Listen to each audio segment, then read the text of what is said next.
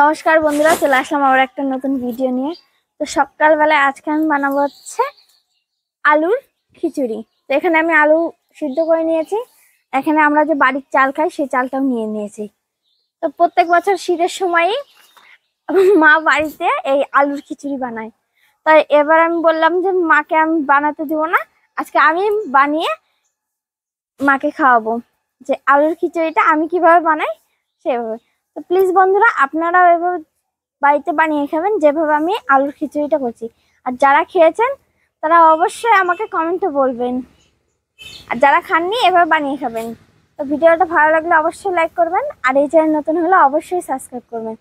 তো এখানে আমি সব মশলা গুছিয়ে নিয়েছি, আর সঙ্গে থাকবে হচ্ছে বেগুন ভাজা। তো এখানে সবার প্রথমে আমি উনুনটা ধরিয়ে নেব, তারপরে আলুর খিচুড়িটা করে নেব। উনুনটা আমি ধরিয়ে দিয়েছি, এবার খিচুড়ির জন্য আমি জলটা দিয়ে দেবো।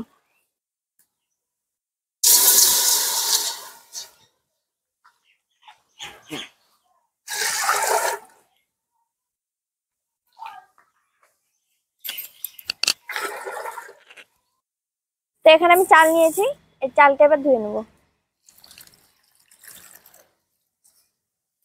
তো এখানে আমি পরিষ্কার করে চালটা ধুয়ে নিয়েছি, আর এদিকে জলটা উষুম উষুম গরম হয়ে গেছে। এবার আমি জলের মধ্যে চালটা দিয়ে দেবো।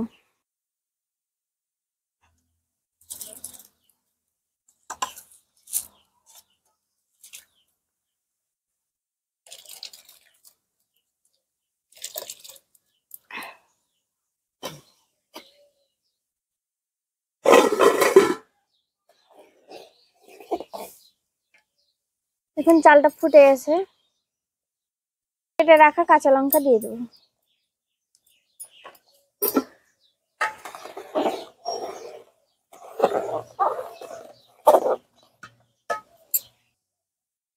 তখন আমি ওইদিকে তো লঙ্কাটা দিয়ে দিয়েছি ভাতের মধ্যে।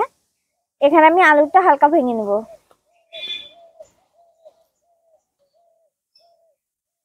এভাবে আমি সবগুলো আলু ভেঙে নেব।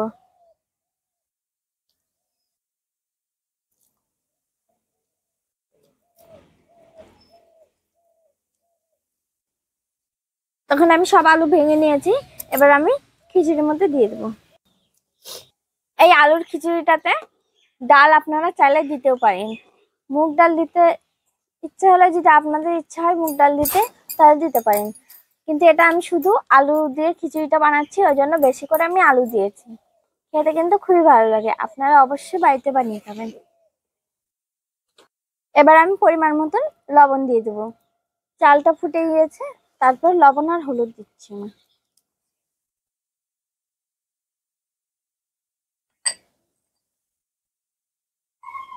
হলুদ,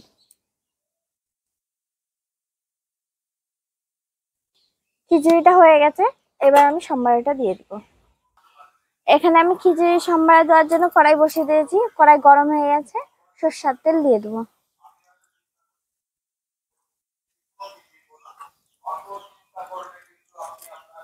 তেজপাতা, শুকনো লঙ্কা, পাঁচফোড়ন দিয়ে দেবো।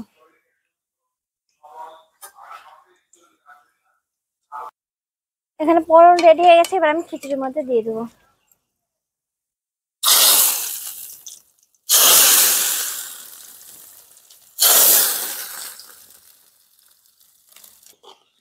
এখানে আমি খিচুড়ির মধ্যে ফোড়ন দিয়ে দিয়েছি, তার মধ্যে দিয়ে দেবো হচ্ছে আদা বাটা, কাঁচা জিরে বাটা দিয়ে দেবো। এই খিচুড়ির উপরে কাঁচা আদা কাঁচা জিরে দিলে যে আদা জিরের যে সেন্টটা, এই সেন্টটা পাওয়া যায়। আর তেলের মধ্যে দিলে সেই সেন্টটা আর পাওয়া যায় না, ওই জন্য আমি খিচুড়ির মধ্যে দিয়ে দিলাম। আলুর খিচুড়ি হয়ে গেছে, নামিয়ে নেব।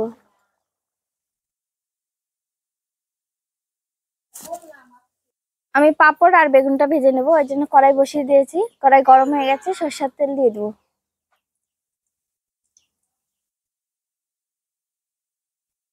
তেল গরম হয়ে গেছে, এবার আমি পাঁপড়গুলো ভেজে নেবো।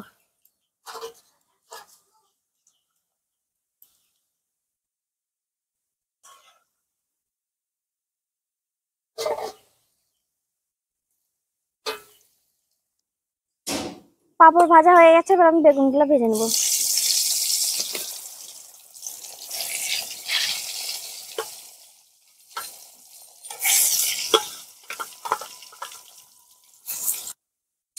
বেগুন ভাজা হয়ে গেছে, এবার আমি নামিয়ে নেবো।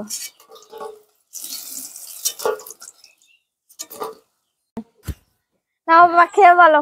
ভাই নে, খেয়ে বল কেমন হয়েছে আলুর খিচুড়ি।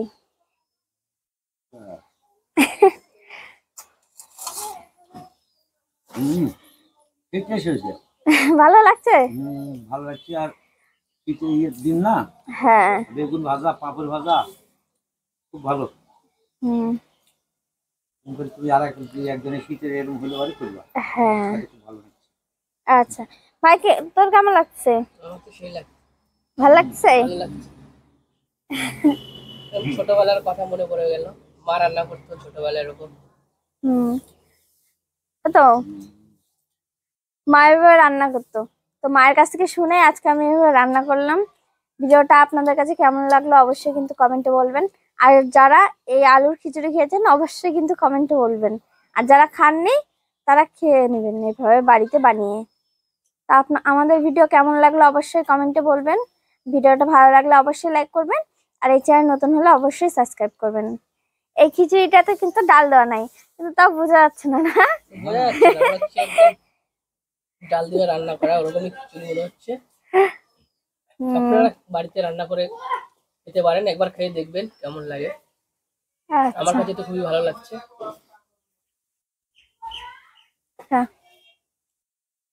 তো আজকের ভিডিওটা এই অবধি, দেখা হচ্ছে অন্য একদিন নতুন ভিডিও নিয়ে।